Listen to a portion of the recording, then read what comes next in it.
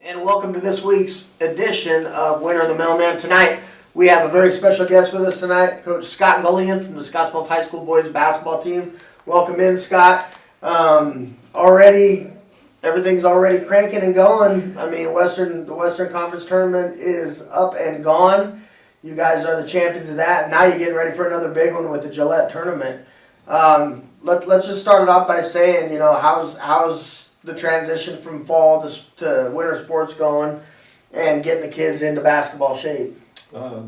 Kids did a great job getting into shape, and we had a few football guys that were a little bit delayed, but they jumped right back in, gave them a little bit of a break, and then they were right back in, and they did a great job. I think we're in about as good a shape as we've been in a few years.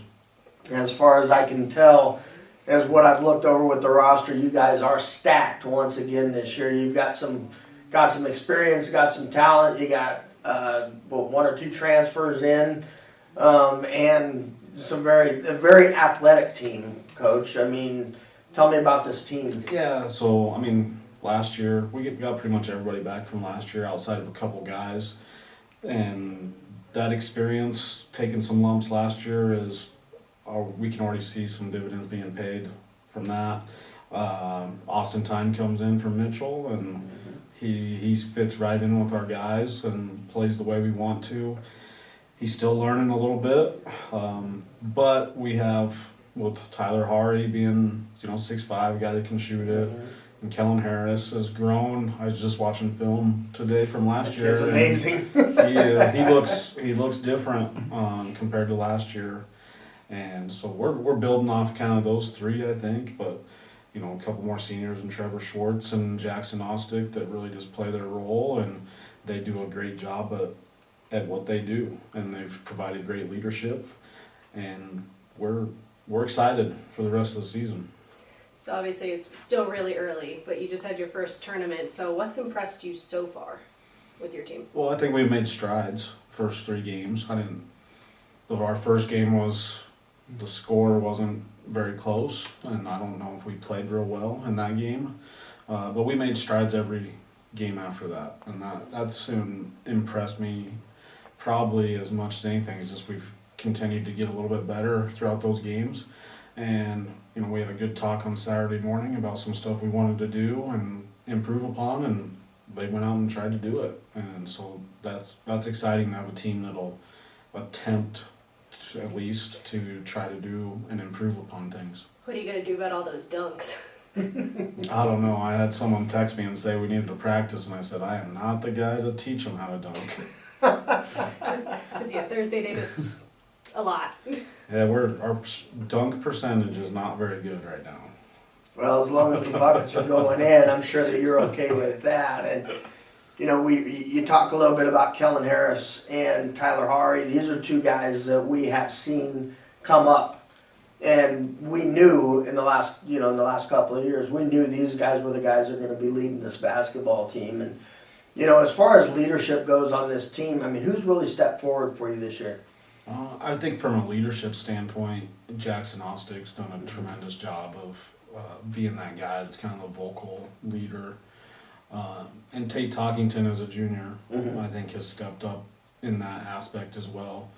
And Austin Tyne is, he's still trying to feel his way into it a little bit, but you can see it kind of continuing to happen throughout the weeks of practice, where he's feeling more like he can say things and expect things out of other guys. Austin's always been kind of a show-me guy, and he has shown us. And he looked comfortable this weekend. Yeah, I think we've seen it progress. Like the first week, he wasn't really going to say much, kind of hung in the background. But now he's feeling a little more comfortable in his role and his spot. He was probably not as aggressive as we would have liked him to be in the first game, and he came out in the next two games and really just went out and played his game. He lit it up in the last game. I think he had 20. Wasn't he one of the team leaders in points with 20? Yeah, he. I don't remember exactly what he had. I know those those last two games. I know he had like 20 in one game and 16 or something. But he was the kind of guy that kept us. First off against Sterling, they came out and hit a bunch of threes early, some bombs too, Mm-hmm. and he hit some of his own to keep us right in the game. And those always come in. I mean, those always come in big. This has always been a very good shooting team in Scottsbluff. Over the last decade, this has been a team that has been very well ensconced on the map of Class B powers throughout the state. And I don't think there's going to be anything different this year as far as that goes. Let's look forward to this Gillette tournament. I know that they call it the Camel Invite or something like that. Or I don't know what they I call don't it. know if it's called that anymore. It used to be called that for Yeah. sure. Now they've kind of combined, Campbell County and Thunder Basin. Yeah, All I know it's like the Remax something.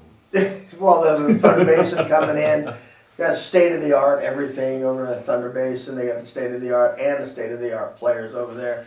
One thing about this Gillette tournament or whatever it's called now is the competition, and Scottsbluff has always been good about fighting that competition that they need to get them through the season. And you guys are finding it early over there. What teams are you looking at to really be looking out for? Well, up at Gillette, we play Cody Mm-hmm. first, and then we'll play Thunder Basin, and then Evanston. And we've played Cody the last couple of years up there. Mm-hmm. They're more of a football school, I guess you might say. I know they've won a bunch of state championships in Yeah, football. they are good at football. So, yeah, they're always gonna have good athletes, Mhm. and they're gonna play hard for sure. And Evanston, we've never played before. They're a bigger They're coming a Wyoming long way, school. aren't they?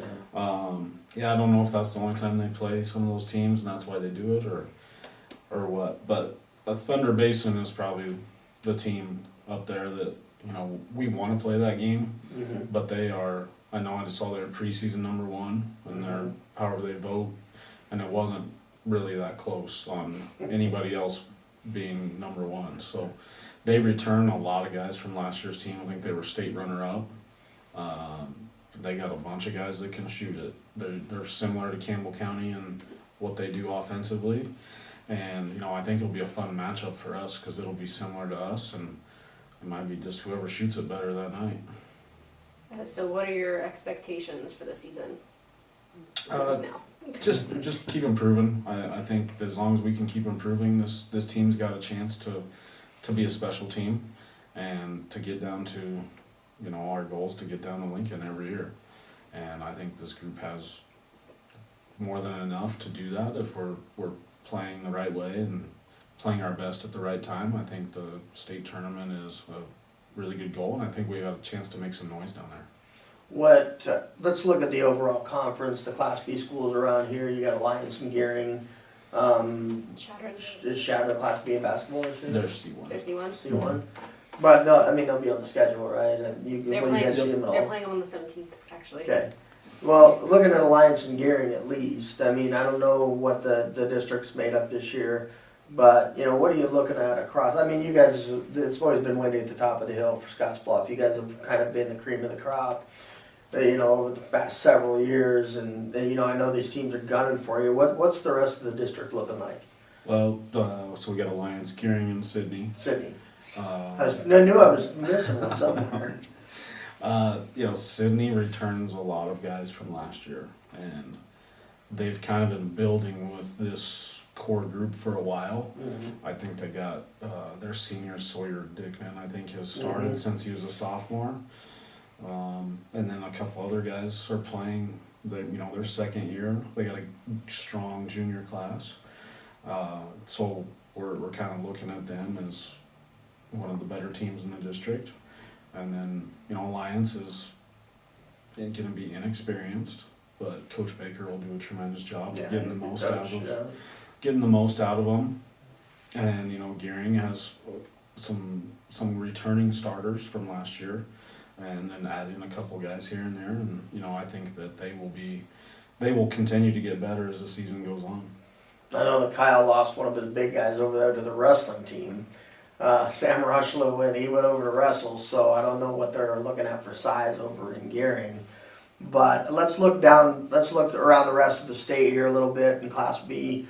I mean, obviously you guys' goal is to get down there. I mean, is there any teams out there that really stand out to you? I know you know, you get back down there, and I know they're kind of jumbled around as far as the classes go. I mean, you think of the Gretnas and the guys like that. Mm-hmm. But, I mean, you always got the Scott Catholics around Collies and those guys like that. I mean, anybody back east kind of keeping an eye on, or just... You know, it makes it kind of hard since we didn't make it to the state tournament last year to really see what everybody's got and what they're coming back with. Kind of just have to see what... I know that Platteview has a really good player, and they're going to be up there.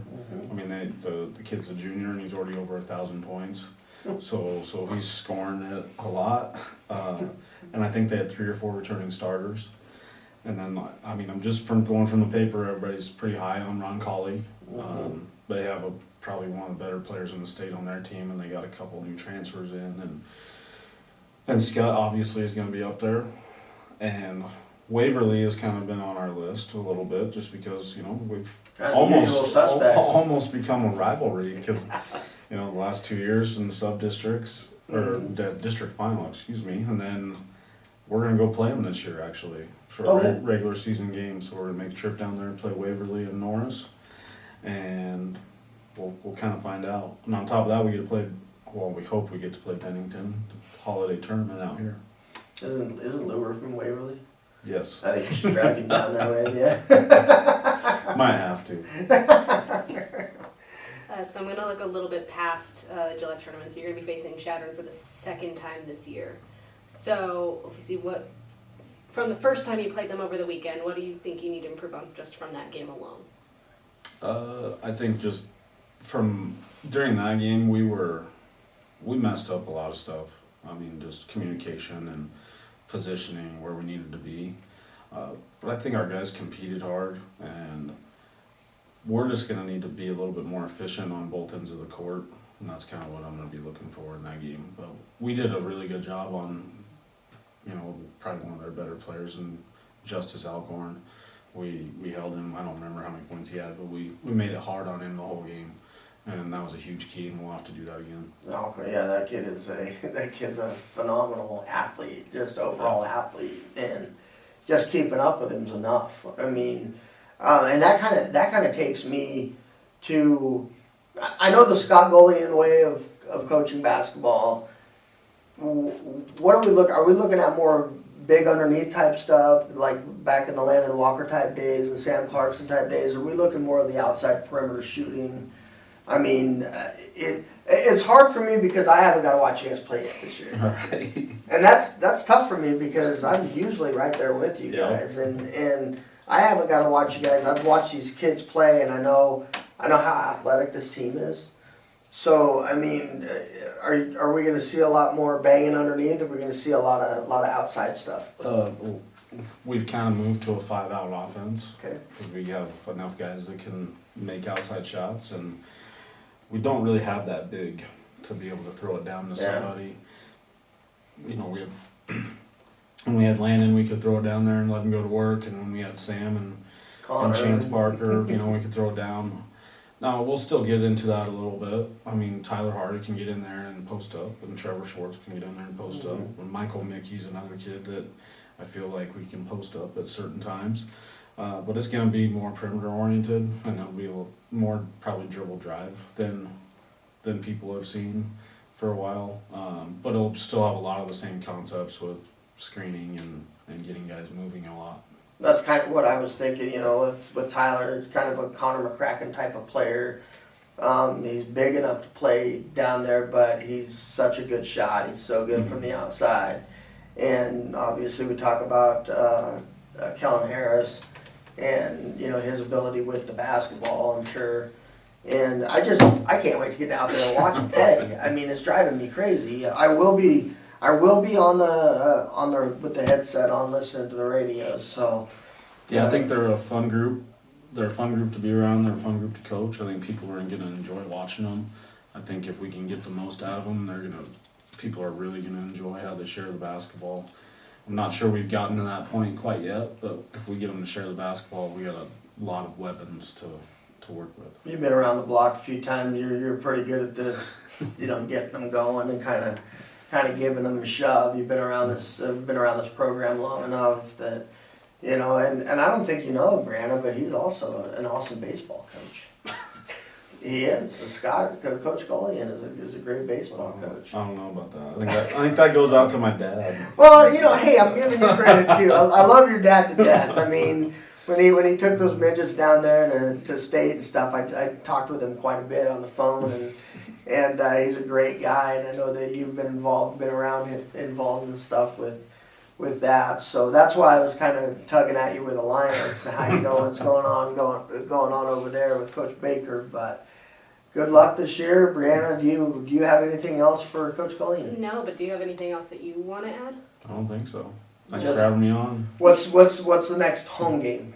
That'd be Shattered. Shattered on the 17th. So everybody out there watching, get over to Scottsbluff High School. Watch this team play basketball.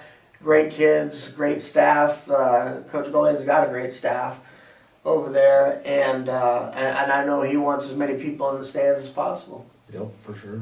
That's all I've got for tonight, Brianna. How about you? That's all I've got, but thank you so much for joining us tonight. Thank you, Coach. And for more sports coverage, you can go to starherald.com or pick up a print edition on one of the stands. So have a good holidays.